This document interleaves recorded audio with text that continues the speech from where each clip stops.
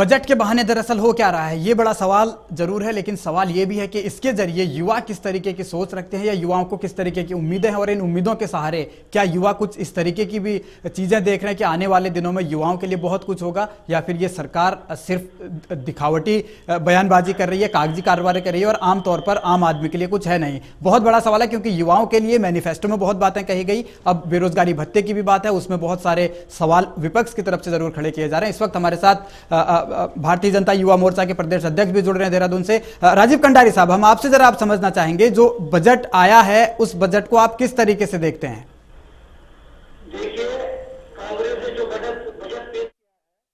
देखिए, कांग्रेस ने जो बजट पेश किया है वो निराशाजनक बजट है, वो निराशाजनक है। और जिस प्रकार से नौजवानों को कांग्रेस ने एक बार पुनः बजट में छला है, हाँ, और जिस प्रकार से कांग्रेस ने चुनाव में अपने घोषणा पत्र में कहा था कि हम बेरोजगारी भत्ता देंगे, मगर कांग्रेस ने आज जो है बेरोजगारी भत्ता के रूप में युवाओं को 3 हिस्से में बांट दिया है, चाहे वो इंटर पास हो, चाहे वो यूजी हो, चाहे पीजी हो। और इन्होंने जब अपने घोषणा पत्र में ये कहा था कि हम सबको जो है बेरोजगारी भत्ता देंगे, मगर जो लोग हाई स्कूल फेलियर हैं, जो इंटर फेलियर, इनकी क्या व्यवस्था है? मगर जिस प्रकार से कांग्रेस ने आज बजट पेश किया है, ये निराशाजनक बजट है, और कांग्रेस ने नौजवानों के लिए इस बजट में कुछ नहीं रखा है। और जिस प्रकार से मेरे मित्र ये कह रहे थे कि ये एक अच्छा बजट है, और कांग्रेस को अगर उत्तराखंड के नौजवानों की अगर चिंता थी तो कांग्रेस को उत्तराखंड के नौजवानों के लिए औद्योगिक पैकेज लाना चाहिए था।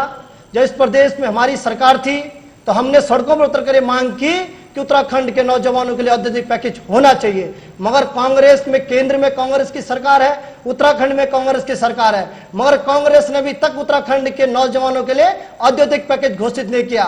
जब उत्तराखंड में कांग्रेस की सरकार थी और दिल्ली में भारतीय जनता पार्टी की सरकार थी, तो केवल भारतीय जनता पार्टी की एक ऐसी सरकार अटल बिहारी वाजपेयी की सरकार थी जिसने नवोदित राज्य को औद्योगिक पैकेज दिया, औद्योगिक पैकेज साथ विशेष राज्य का दर्जा दिया। मगर कांग्रेस जिस प्रकार से कल शहरों सारी अंदाज में इस उत्तराखंड का बजट पेश हो रहा था, यह वास्तव में सोचने वाला विषय है। और जिस प्रकार से सदन के अंदर जिस प्रकार से बजट पेश किया गया, मैं बताना चाहता हूं, चाहे कृषि के क्षेत्र में हो, चाहे शिक्षा के क्षेत्र में हो, चाहे स्वास्थ्य के क्षेत्र में हो, और सबसे बड़ी बात जो है, आज प्रदेश में 4 धाम यात्रा चल रही है। इस बजट के अंदर जिस प्रकार की घटनाएं आए दिन 4 धाम में हो रही हैं, जिस प्रकार की अव्यवस्था है 4 धाम में हो रही है, मुझे लगता नहीं कांग्रेस ने इस बजट में डिग्रियां लेते हैं।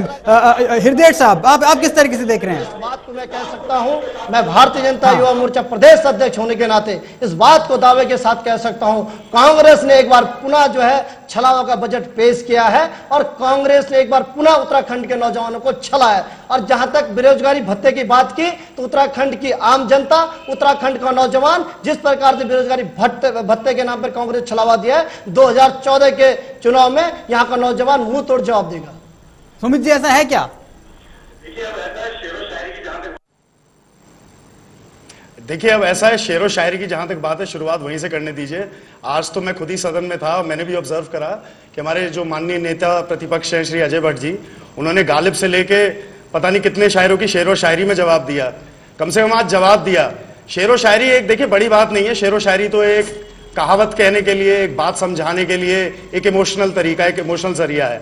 छल कपट की बात जहां तक है, देखिए, 4 धाम यात्रा हो या यहाँ का यूथ हो, पैकेज हमेशा कांग्रेस ने दिया, विकास हमने हमेशा कांग्रेस ने करा है। 4 धाम यात्रा में मैं इनसे पूछना चाहता हूं, माननीय कंडारी जी से, दिक्कतें क्यों आती हैं?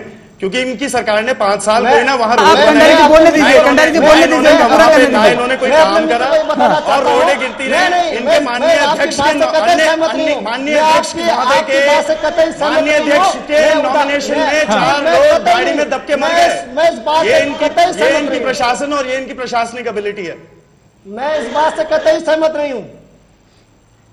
नहीं, सहमति तो हो ही नहीं सकती, पार्टी अलग है। मैं आपको बताना चाहता हूं, आज 4 धाम की बात मेरे मित्र ने की।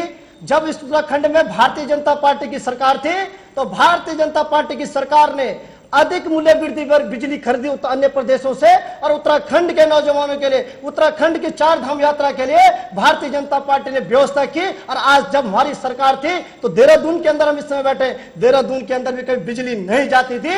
आज इस कांग्रेस के शासनकाल में आप चाहे गंगोत्री से लेकर बद्रीनाथ तक जाए, केदारनाथ तक जाए, तो आज तो पूरी जनता बिजली के लिए त्राई त्राई कर रही है। और मैं आपसे पूछना चाहता हूं, जिस सरकार ने बजट पेश किया, इस देश प्रदेश में जो है इस केंद्र सरकार ने कांग्रेस के राज्य सरकार की मिली जुली शर्तें, और जिस प्रकार से आपने कहा कांग्रेस के मंत्री जो पूरे सवालों के जवाब नहीं दे पा रहे, जिस प्रकार से खाद्य मंत्री की मैं बात करूं, प्रश्नकाल में यह उठा गया था कि उत्तराखंड के अंदर जो मिट्टी तेल कर खाद्यान्न की दिक्कतें हो रही है, और 65% कोटा जो है केंद्र सरकार ने जो है कैरोसिन का बंद कर दिया है। तो आप क्या सोचते हो कि 4 धाम व्यवस्था, यह व्यवस्था कांग्रेस की है? कांग्रेस ने हमेशा, आज देखिए आप केदारनाथ में जाइए, आप यमुनोत्री में जाए, आज दिन कोई न कोई यात्री का जो है दुर्घटनाग्रस्त हो रहा है। तो हमारी सरकार, भारतीय जनता पार्टी की सरकार, 4 धाम को लेकर भारतीय जनता पार्टी ने जो व्यवस्था की वो केंद्र राज्य सरकार कांग्रेस की कभी नहीं कर सकती। कंडारी जी मेरे भाई हैं और मैं इनको यही अवगत करा रहा था कि पिछले 5 साल में जो अर्थव्यवस्था थी और जो व्यवस्था बिगड़ी है, उसी के कारण 4 धाम में आज दिक्कतें आ रही हैं। वो रोडे देखिए, वहां पे अभी बात पूरी कर लेने दीजिए कंडारी जी, आप पहले उनकी बात पूरी कर लेने दीजिए। बुरा हाल करा गया है, अनदेखी करी गई है, आम आदमी की अनदेखी करी गई है धार्मिक स्थलों की। उसी का नतीजा आज ये है कि जो 4 धाम बार बार मुद्दा उठा रहे हैं, तो वहां दुर्घटना हो रही है।